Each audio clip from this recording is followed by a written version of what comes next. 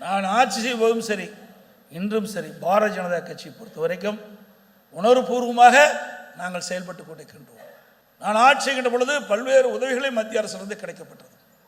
இன்றைக்கு கூட metro rail திட்டம் இந்தியாவில் ஒரு திட்டத்துக்கு 63,000 கோடி நிதி ஒதுக்கீடு செய்த ஒரே அரசாங்கம் மத்திய அரசாங்கம். அதை பெற்றது தமிழ்நாடு அரசாங்கம்.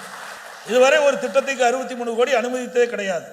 அப்படி மத்திய அரசு அனுமதி கொடுத்தது. நான் ஏற்கனவே சொன்ன நடந்தாய் வாலி காவிரி திட்டம் 11,809 கோடி. பல திட்டத்துக்கு மத்திய அரசு உதவி செஞ்சது. இந்திய தேசிய நெடுஞ்சாலை ஆணையத்தில் நிறைய சாலைகள் இன்றைக்கு விரிவுபடுத்தப்பட்டது, துறைமுகங்கள் விரிவுபடுத்தப்பட்டது, விமான நிலையம் தூத்துக்குடி திருச்சி விமான நிலையங்கள் விரிவுபடுத்தப்பட்டன. 2 நாளைக்கு முந்தி மதுரையில் சர்வதேச விமான நிலையம் என்று அறிவிக்கப்பட்டிருக்குது. இப்படி மத்திய அரசாங்கத்தில் இருக்கிற திட்டங்கள் எல்லாம் தமிழ்நாட்டுக்கு கொடுத்துக்கிட்டு தான் இருக்கிறாங்க. ஆனால் இதே காங்கிரஸ் ஆட்சி இருந்தது, என்ன ஒரு புதிய திட்டத்தை கொண்டாந்தீங்க? எவ்வளோ நிதி இந்த அரசாங்கம் பெற்றது? திமுக அரசாங்கம் 15 ஆண்டு காலம் மத்தியில் ஆட்சி அதிகாரத்தில் திராவிட முன்னேற்ற கழகம் மத்தியில் இருந்தது.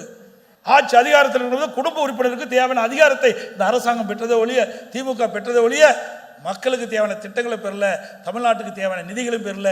இன்னும் குறிப்பாக சொல்ல போனால் தமிழ்நாட்டை சேர்ந்த சிதம்பரம் நிதியமைச்சராக இருந்தார்.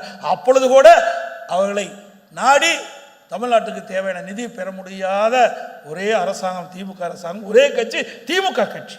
ஆனால் அண்ணா திமுக கட்சி அப்படி இல்லை. அண்ணா திமுக கட்சிக்கு அப்படியெல்லாம் அரசாங்கம் முடியல, நமக்கு அந்த வாய்ப்பு கிடைக்கல. இருந்தாலும் கிடைக்கின்ற வாய்ப்பை பயன்படுத்தி மத்திய அரசோடு இணைந்து செயல்பட்டு தமிழ்நாட்டு மக்களுக்கு தேவையான ஆக்கப்பூர்வமான திட்டங்களை பெற்று தேவையான நிதிகளை பெற்று தமிழ்நாடு வளர்ச்சி பெறுவதற்கு அடித்தளமாக விளங்கிய அரசாங்கம் அண்ணா திமுக அரசாங்கம், அண்ணா திமுக கட்சி.